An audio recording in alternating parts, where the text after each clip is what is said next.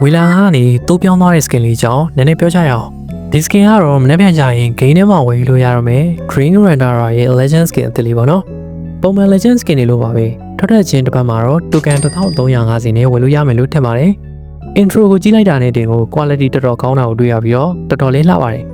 ပြီးတော့ဒီ intro မှာသုံးမိထားတဲ့တန်စင်လေးကလေဘယ်လိုပြောရမလဲမသိဘူး healing ဖြစ်တယ်ပေါ့နော်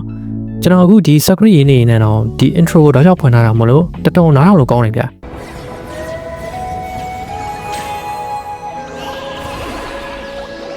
The clouds transform into little lambs, and the sky becomes a pasture of freedom.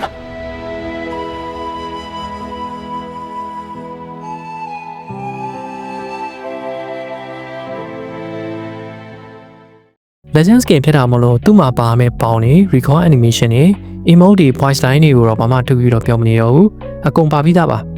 ဆိုတော့မနေ့ပြန်ကြရင်ဒီ skin လေးထွက်လာပြီဆိုတာနဲ့ဝယ်ချင်တဲ့ညီကိုတို့က